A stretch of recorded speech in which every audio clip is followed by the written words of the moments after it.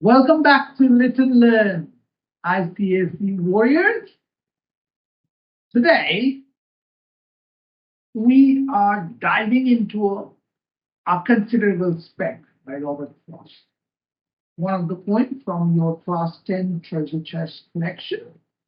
Whether you are prepping for your English literature exam or just curious about this pretty program, I've got you covered. So I will break down the poem, explore its theme, literary devices, and share some exam tips to ace those questions. In my previous video, I have explained the whole thing for Considerable Speck by Robert Frost. Here, I will break down the poem. So grab your notebook. Let's get started. So the first line, a speck that would have been beneath my sight. The speaker noticed a tiny speck on a piece of paper, so small it would typically be overlooked. This introduces the theme, paying attention to the seemingly insignificant. Second line, on any but a paper sheet so white. This means the speck stands out because of the stark contrast against the white paper. The whiteness emphasizes purity and clarity, making the speck's presence more noticeable. Third line, set off across what I had written there. The speck begins moving across the speaker's manuscript, suggesting a sense of purpose or agency in this tiny entity, which piques the speaker's curiosity. Fourth line, and I had idly poised my pen in air. This means the speaker was about to write or make a mark, perhaps a period, when they noticed the spark, spake. The word idly suggests a casual, almost absent-minded moment, setting a relaxed tone. To stop it with a period of ink. As I said earlier, this means the speaker initially intend to splash the speck with a dot of ink. A simple act to eliminate the distraction. This line foreshadows the power of speaker's hold over the speck's fate. Sixth line, when something strange about it made me think. Something about the speck's behavior catches the speaker's attention, prompting a pause and deeper reflection. This marks a shift from indifference to curiosity.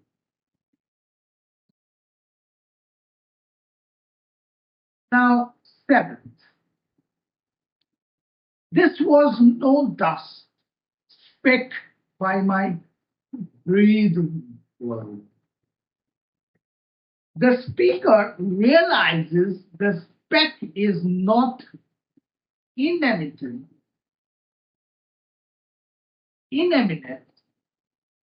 dust, but a living creature, moved not by external force like breathe, but by its own will. Eighth, but unmistakably a living mind. The speck is identified as a mind, a tiny living creature emphasizing its individuality and vitality despite its minuscule, I mean, vitality despite its like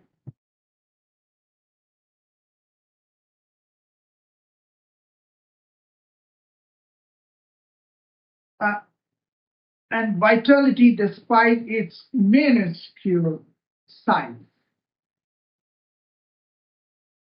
9. With inclinations it could call its own. The mind has its own desires or instincts suggesting a form of consciousness or autonomy.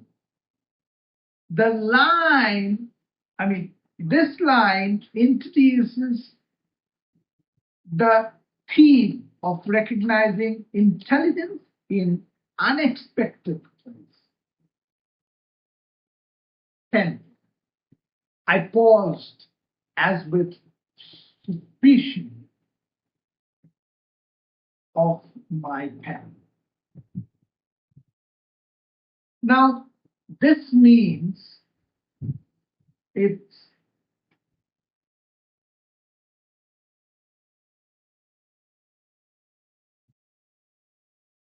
the mind stops, seemingly worried of the speaker's pen, which looms as a potential threat.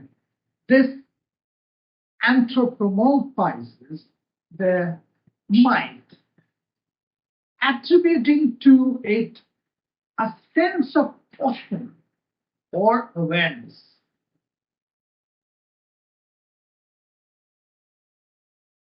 11th, and then came racing wildly on again. The mind resumes its movement, described as wildly, covering a sense of urgency or panic, as if it sensed danger. 12th, to where my manuscript was not yet dry.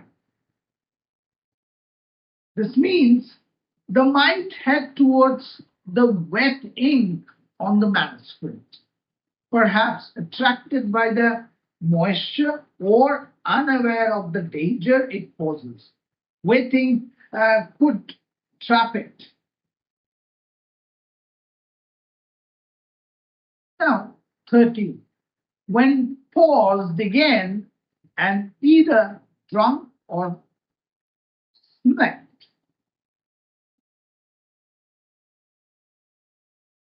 This means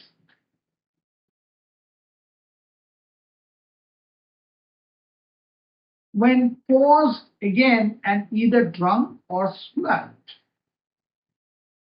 the might stop again, possibly interacting with the wet link by drinking or smelling it. This further humanizes the mind, suggesting curiosity and exploration. Now, 14.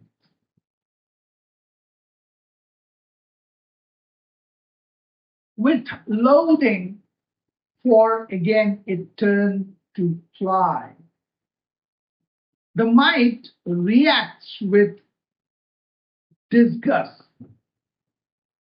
or aversion to the ink and tries to flee, reinforcing its instinct to survive and avoid harm. Now, 15. Paining, painfully with an intelligence ident.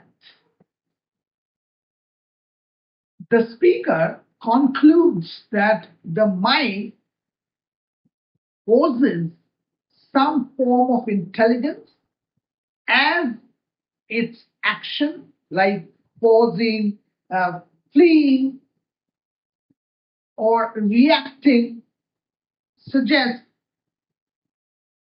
purposeful behavior. Now, 60. It seemed too tiny to have room for feet.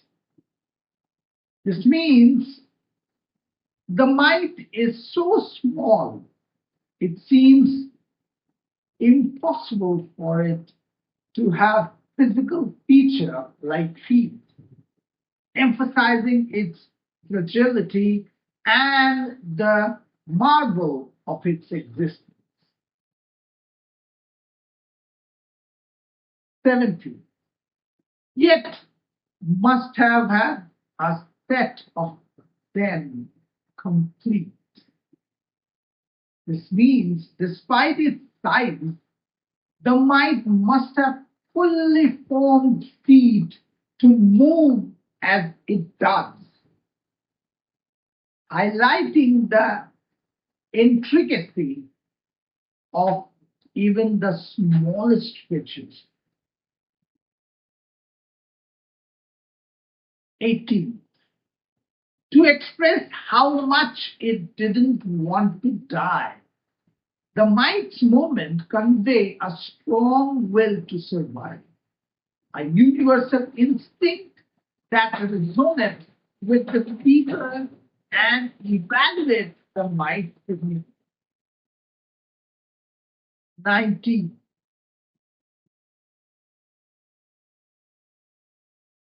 It ran with terror and with cunning trap.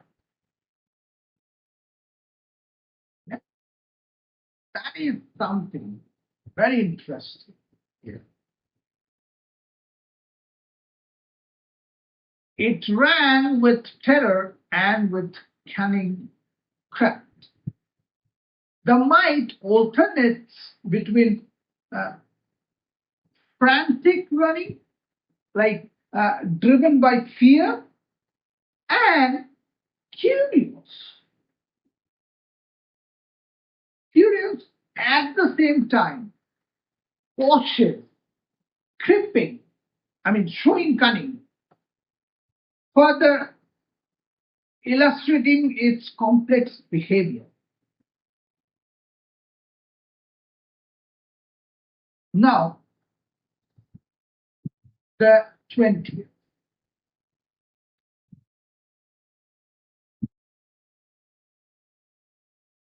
It faltered. I could see it hesitate. The mind stumbles or pauses, showing vulnerability and indecision.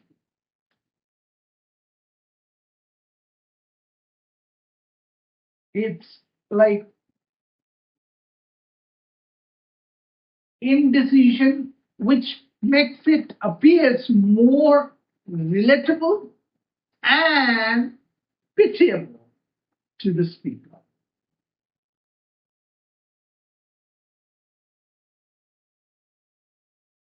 Pitiable to the speaker. 21st. Then, in the middle of the pole of the open sheet, this means the mind stops in the center of the paper, exposed and defenseless. It's defenseless, you can say, the moment.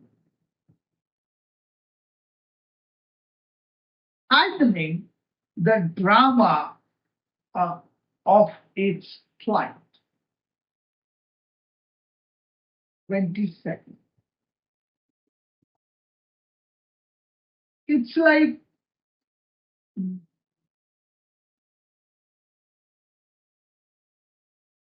cower down in desperation to accept.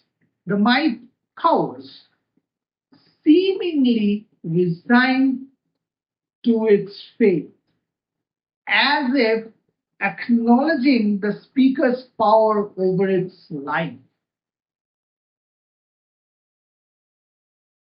Now, 23rd.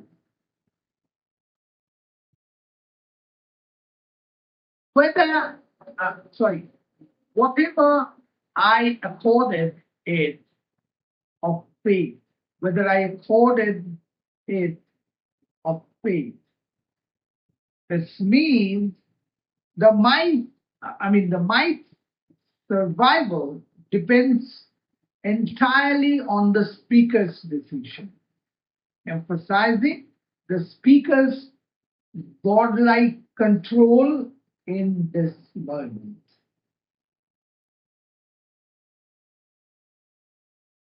Now,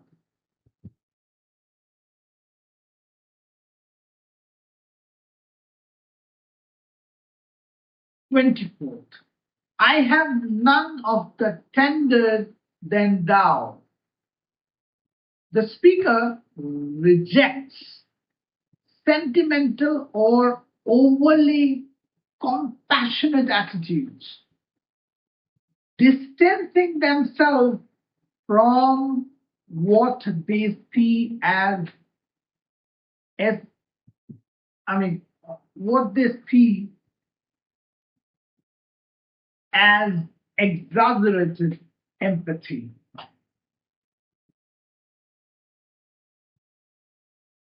Now, 25th. 25th,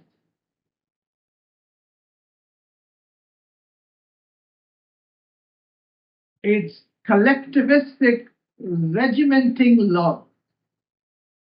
That's very interesting one. This means the speaker criticizes the conformist. Yeah?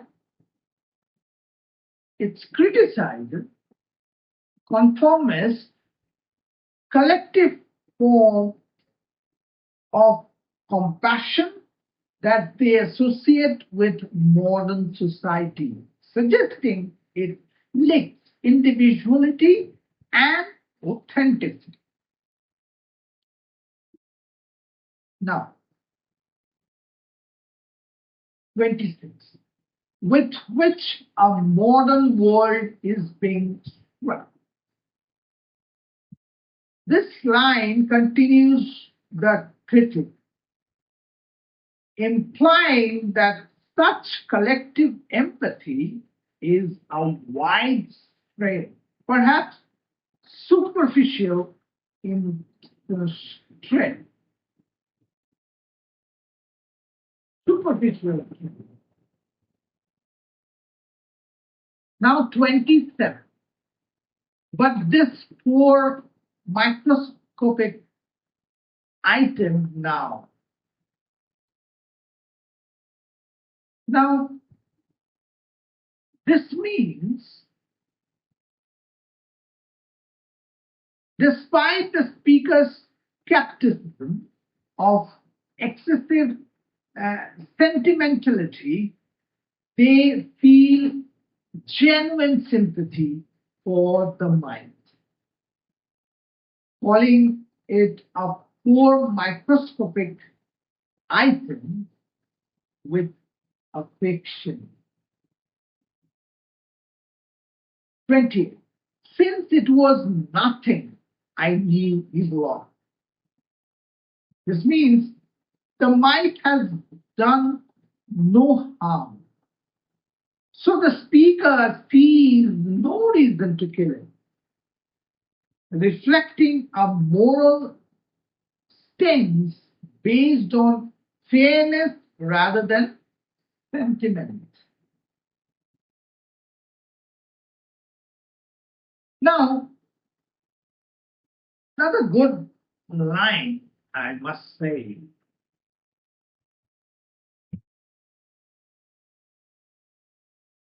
I let it lie there till I hope it split.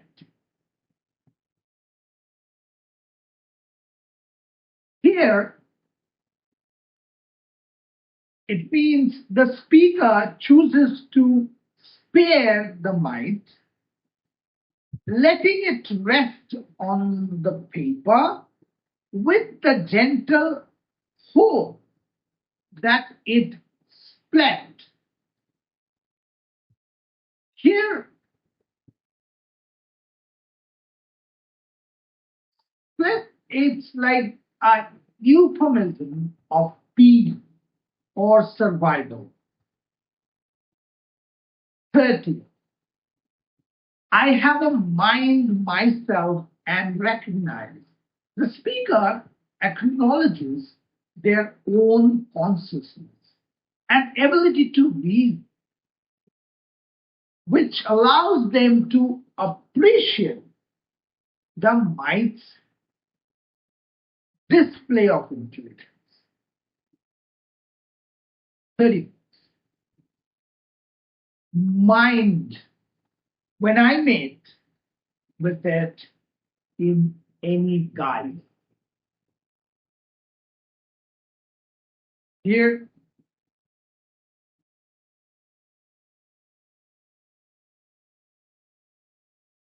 mind when I meet with it in any guise. The speaker values consciousness or intelligence in any form, no matter how small or unexpected, suggesting a deep respect for life. 32. No one can know how glad I am to find. The speaker expresses personal joy in encountering its tiny display of life and mind, emphasizing the emotional impact of the experience. And the last line is on any sheet, the list display of mind. This means the poem concludes with the speaker's appreciation for even the smallest signs of intelligence and consciousness found unexpectedly on a piece of paper. Hope you like this explanation. Please like it, subscribe it, and don't forget to hit the bell icon.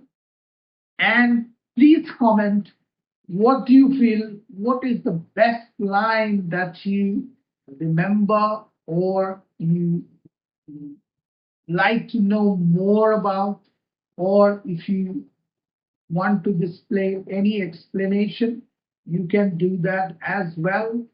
Now, here are some quizzes, like let's say 5 quizzes that I can consider here for this video. It's like the first thing that you can, if I ask you, please comment below if you have any questions, and also I will forward a PDF file to you. Just comment the name of the poem and the poet's name, and I will always reply to you, and on my description you will find a PDF with a few questions that you can practice. So number 1, in a considerable Speck, what is the initial reason the speaker notice the speck. It could be an MCQs. So MCQ question answer A, the speck was moving unusually fast. B, the speakers beneath bleed, breathe bleed the speck into into his view. C, the white paper provided a speck background for the dark speck. And D, the speaker was looking for insects on the desk. Which one you think? A, B, C, D. Which one you think it's the answer? Please think. Give a pause on this video and then think and then answer.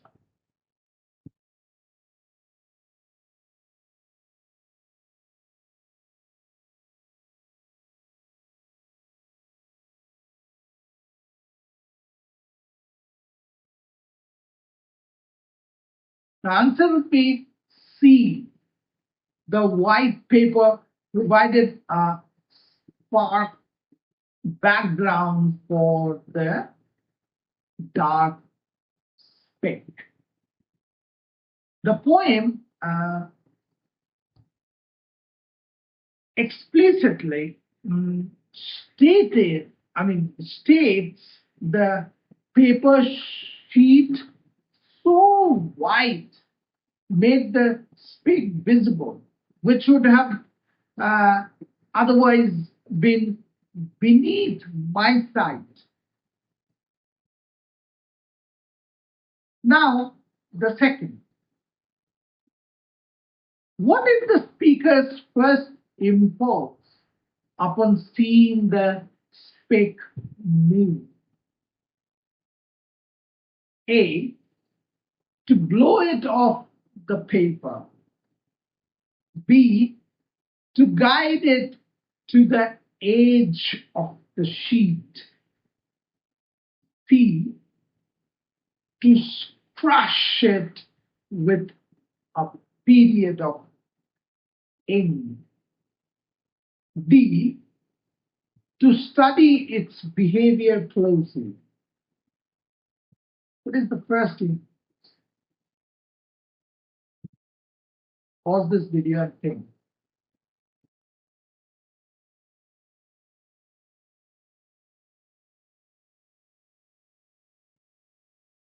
Again, the answer would be C, the right answer.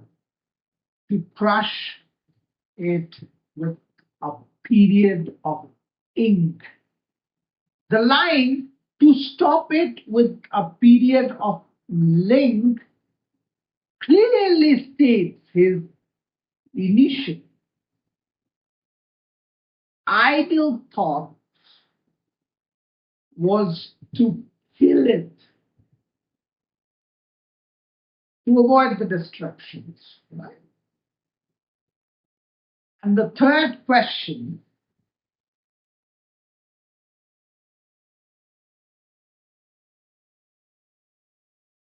would be like, what is the final and most important discovery the speaker makes in the poem? A, that he has the power to decide the mind's fate. B, the joy of finding a display of mind, no matter how small. C, that even the smallest creature experiences fear. D, that his manuscript was a safe place for the mind to sleep. Pause this video and think.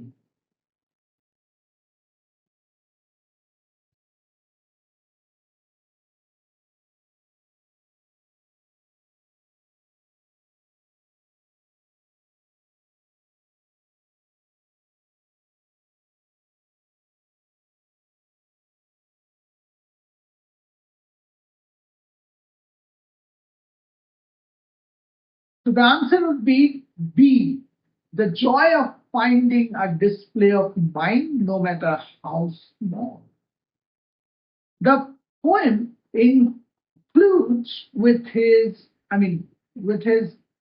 gladness at finding the least display of mind, which is the central theme.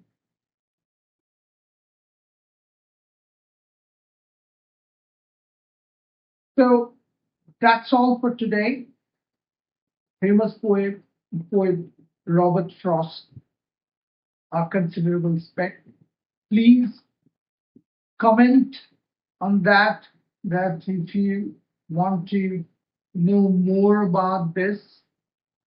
You can refer my previous video on that. I provide the full explanation of this for the ICSE student. All the warriors of ICSE, all the best for your exam, and keep learning things.